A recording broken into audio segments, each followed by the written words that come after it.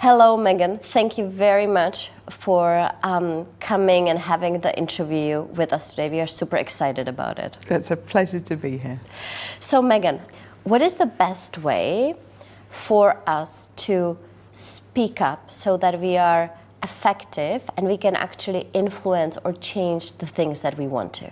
You're absolutely right. The way we speak up, what we choose to speak up about, and how we do that and how effective it is, charts our relationships and also our careers.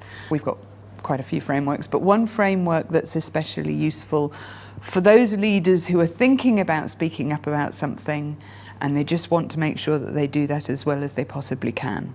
And we call it the 5 W's. So it stands for who, why, what, where, and when. So they're really good questions to ask yourself. Who do I need to speak to? And who needs to hear me? They may not be the same thing. You know, you may want to say something to the chief executive, but there's no chance of getting to that person. So you have to talk to that person because they have a relationship with the chief executive. So who is the best person for me to speak to?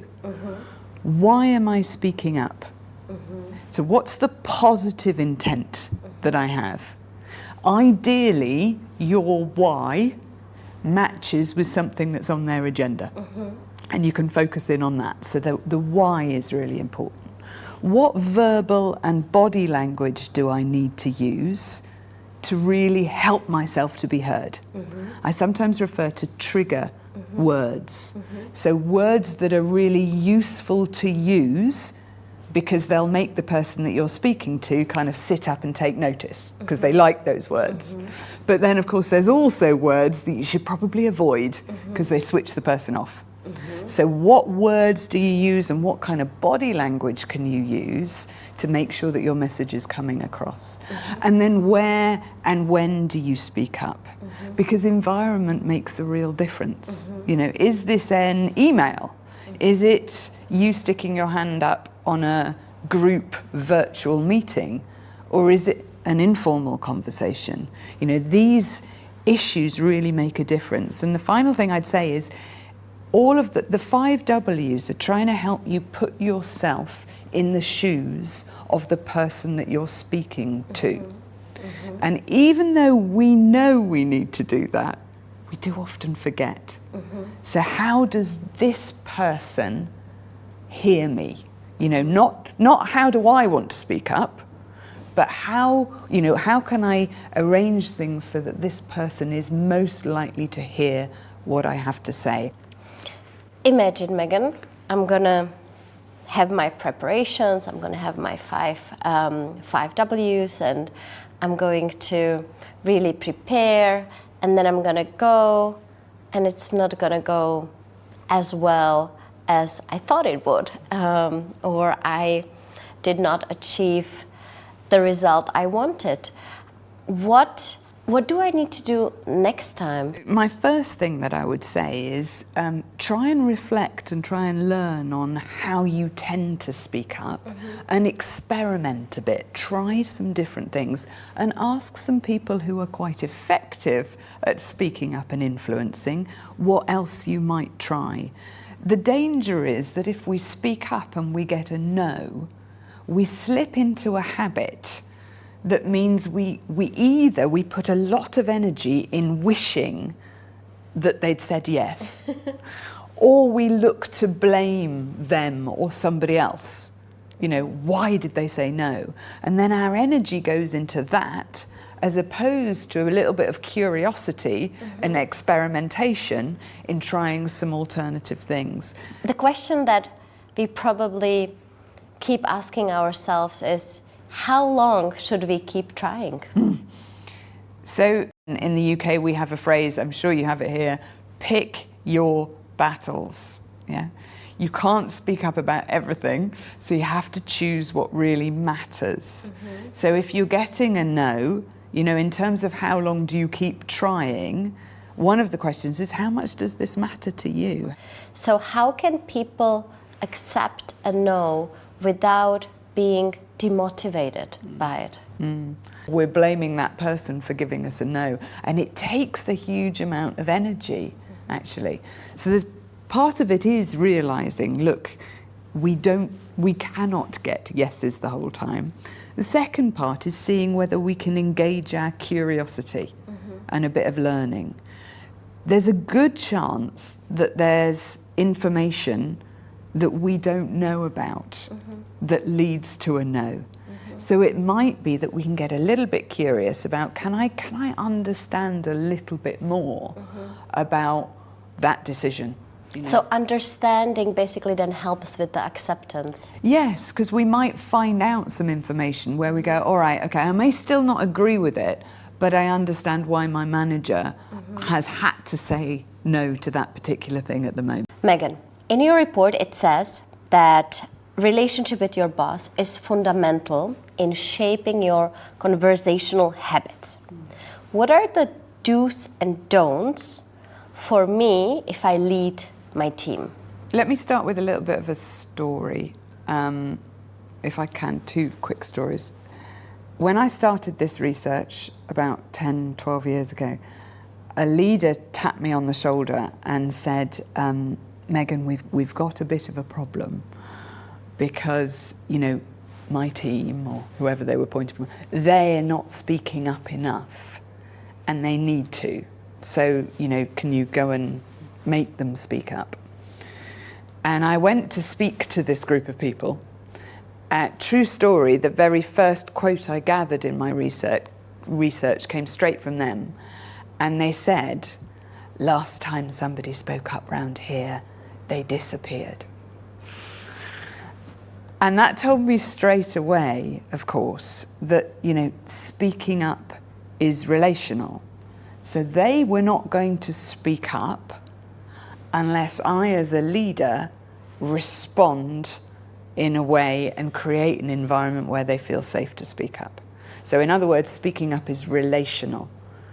So how I show up as a leader affects the voices of the people around me. So one of the big things for our managers and leaders is to have the self-awareness that says, okay, this is the impact that I have on others. Because many managers mean well. They want to create a good environment, but they don't realize sometimes that they're inadvertently silencing other people with what they're doing. So imagine I am a leader. What do I need to do to improve my listening? So the first thing I would say, I'm afraid, is that you're probably not as good as you think you are at listening. So we've surveyed about 18,000 employees globally, cross hierarchy and cross industry. And one thing is really clear, we think we're better at listening than our colleagues are at listening.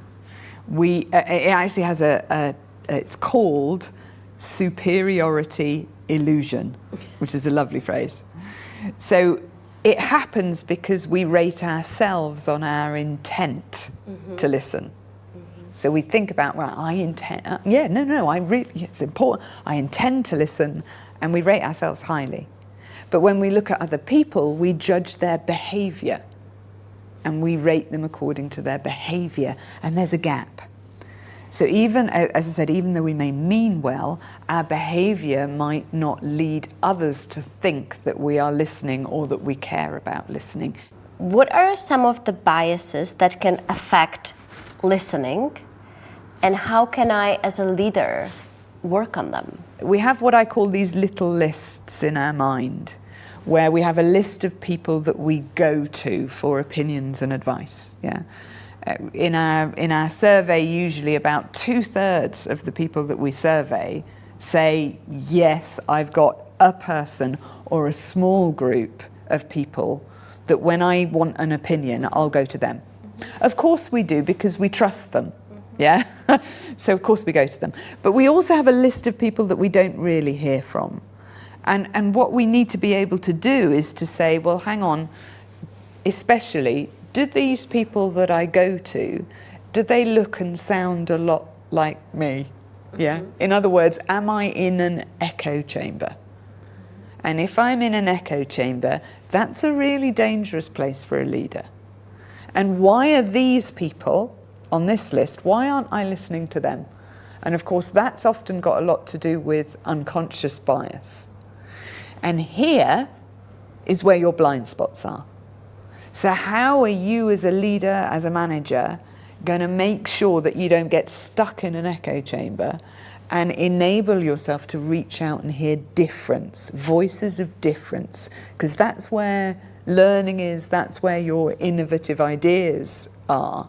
That's where your blind spots are. Mm-hmm. So it becomes an increasingly important question for leaders to say, you know, where do I reach to? Whose voices am I listening to? Are they kind of all the same? And if they are, what consequences does that have on what I get to hear and what I don't get to hear? And that's the other thing, when we get more senior, we have to work really hard to find people that will disagree with us. I mean, maybe we go, you know, the counter to that would be maybe leaders would say, no, I've got these people that challenge me. Well, they may well do, but they'll challenge you along fairly predictable lines. Mm-hmm. Yeah. And when we are a leader, particularly when we have to engage in what we might call wicked problems, mm-hmm. you know, complex problems. So how do you find out mm-hmm. what you don't know? And you'll only do that if you make it easy for people to disagree with you. And a lot of that has to do with the kind of questions that you're asking. A quick story. In our research, we were looking at managers that had to present a new strategy to their teams and get some feedback, which probably many of the people listening to this have to do something similar. And the first manager we looked at had a big meeting, and he was standing on the stage, and he had a PowerPoint presentation, and he clicked through the PowerPoint, new strategy. And at the end of the PowerPoint presentation, he stepped forward, and I'm not kidding, he clapped his hands and he looked at the audience and he just went, right, feedback. That was it.